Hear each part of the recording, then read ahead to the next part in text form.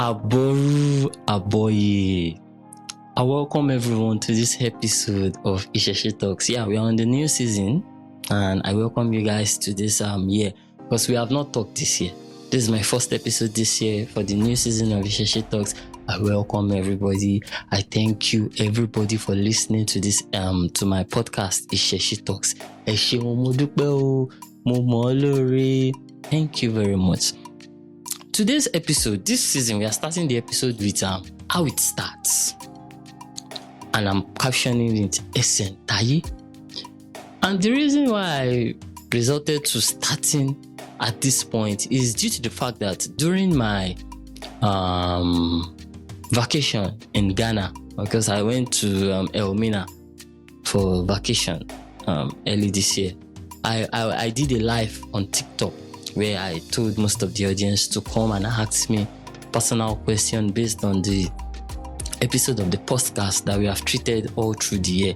And people I came to the realization that most people are just into Isese or Orisha worship, but they don't have an in-depth understanding of what it is.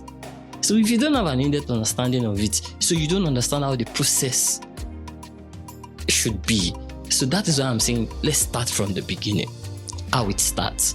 And the reason why I said how it starts is that how it starts or how it begins, and I call it Esentaye, is that when our forefathers,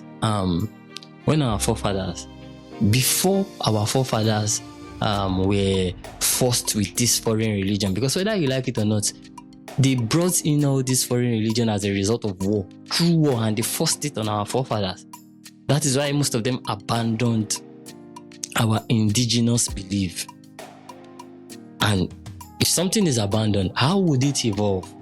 So, Orisha worship has refused to evolve because it was abandoned as a result of the pressure they kept our ancestors under as a result of bringing in war and different type of tortures. But that is not the major reason why I'm saying this.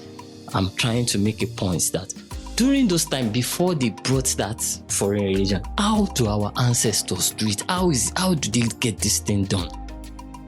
The way they get it done is that when a child comes into Iliaye, when a child is just born, it is believed that the child has a purpose. The child is not just born. The child is traveling from Orun to Iliaye.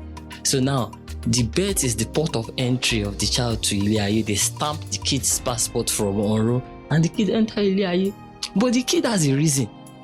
If you travel to anywhere now, you have a purpose why you are going there. You cannot just go to without having a reason. So that child that is coming to Iliaye has a certain reason.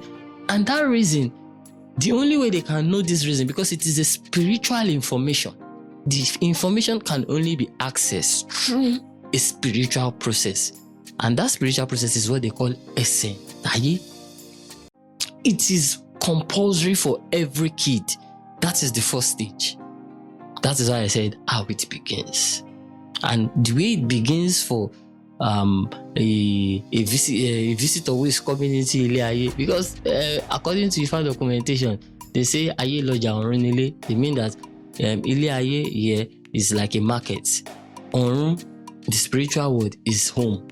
So it's more like we came here to buy some markets, or to do some business. What is this business? They can only access it in a spiritual way because it has been encoded spiritually from Orun. Because the Orun is a spiritual word, and the only way they can have access to this information is through Esentaye.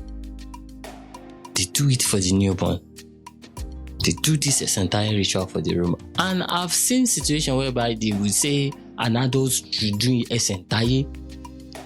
Please, I'm begging you guys, Esentaye is not for an adult, because Esentaye is for a baby.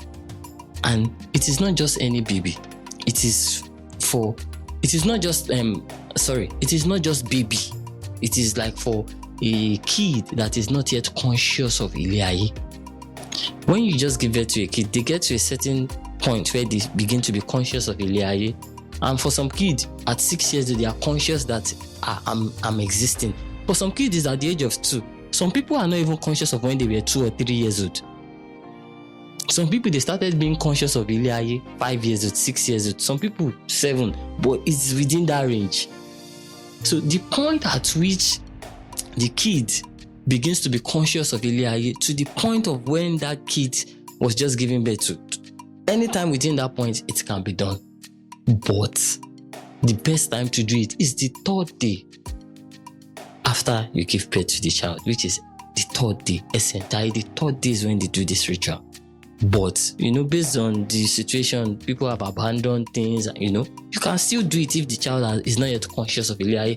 And if your child did not go through this process, it doesn't mean the life of the child has spoiled. There is always a solution. According to Isese, they say,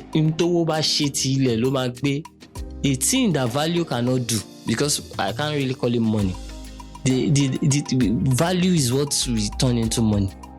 So if there's something that value cannot do, it is going to live inside the ground.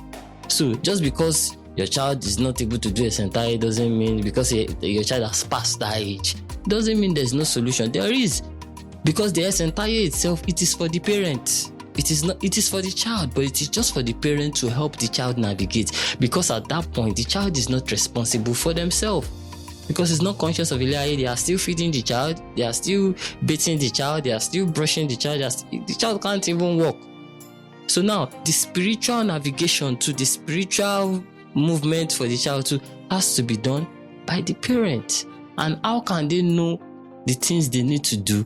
Is by communicating with the spiritual portal of that kid, which is their ori, the manifestation of Olodumare, living in the kid through the Esentaye ritual. Once this is done, they get the information, they know the war of the child from that time till that time, because Esentaye is not the final thing. It's just from some time to some time, till that kid begins to be conscious of Ile, and it helps the kid navigate. They know the war of that kid. So the parents would say, no, my kid is not a kid that you should be shouting at. They know the type of thing that the child is destined for, so they know the type of path they will place the child on. This is how our forefathers did it. This is how our ancestors did it. So I think this is where I'll be ending the episode. If you have any questions, please, you can reach out to me on Instagram at Egbe Movement. You can reach out to me on TikTok at Egbe Movement. You can reach out to me on Facebook at Egbe Movement. Go to my website at egbe.ng. You can reach out to me. I'm always available to answer your questions. I'll see you guys on the next one. Ireo.